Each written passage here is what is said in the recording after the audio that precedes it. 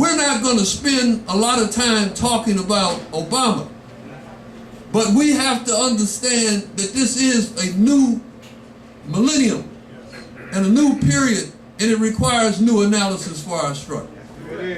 And so as we are in the 21st century, as we look forward in this millennium to struggle for our rights, then we first of all have to understand a fundamental truth. Civil rights are not absolute liberation. Civil rights are not necessarily human rights. There's a governmental power that controls your civil rights, that determines what they are, when you get them, if you get them, how long you get them, and then when they take them from you.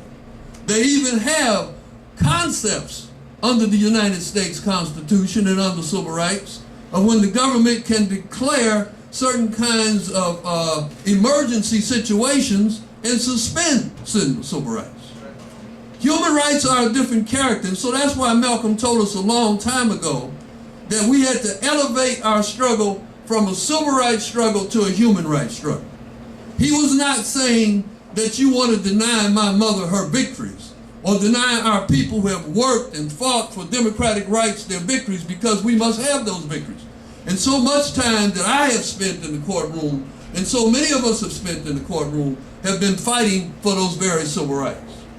But we have to know the limitations of that struggle, and have to know where we must go from here, because if we don't know where we go from here and how to move forward, then we surely will move backwards, right? We will be satisfied with things which are not sufficient to provide us the liberation that we need.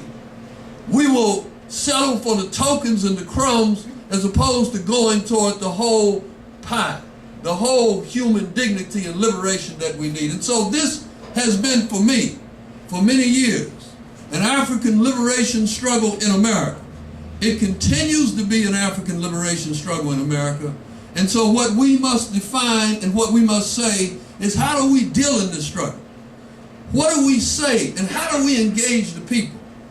I think that for too long, we have been allowing our struggle to become academic. We have been allowing it to be talked about only in our own caucuses, in our own rooms, and amongst only ourselves. We have even developed a language that nobody understands but us, right? And so we talk about imperialism. You can't walk through presidential hills in Mississippi where folks are struggling to survive and tell them about imperialism. They don't want to talk about imperialism, right? So you have to get a different lexicon. You got to talk about things that we do to, and first of all, we got to engage in this struggle with ourselves. We got a bunch of knuckleheads in various different positions in city leadership and on county leadership. Now, Obama said one thing, and most of what Obama said that was good, he got from us, first of all, okay? I mean, I'm true. I mean, he used Malcolm's cadence, used Malcolm's smile, okay? He used Malcolm's smile. He used Malcolm's smile. And at one point, they called him up there talking about bamboozled and hoodlums. I said, and you know, and just to show you where my mind is, because we do root for people, right? I said, oh, brother, hold up there now. I said, they're going to find you out. They're going to expose you. You know what I'm saying? This is what I was saying. I said, you ain't, I said, you worried about Reverend Wright, you about to show yourself. You know what I'm saying? And so, I mean, yeah, he said, hoodwink, bamboozled, you know, we're talking that stuff. And so, but you know, our message of change. That's our message of change. That's the movement's message of change. That's the message of change of black workers who've been struggling for freedom for years and years. That's the message of change of Africans being freed from the slave plantation, or fighting from freedom from the slave plantation. That's the message of change of our civil rights struggle and our human rights struggle and our liberation movement. That's what we talk about as change, right? That's all we have ever talked about. And that whole message of from the bottom up, right? He was conveying the truth, but that truth doesn't go well in American politics. So every time he would talk about from the bottom up and the people must carry the struggle, there was another time, at least one, two or three more, where he talked about himself, right? And he talked about what he could do for the people as opposed to what the people could do to lead themselves.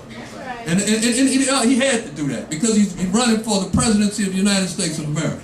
Now, I'm not trying to say he had to do to make excuse for him, but I'm trying to explain to you an objective imperial situation, what's occurred in the struggle for the American presidency.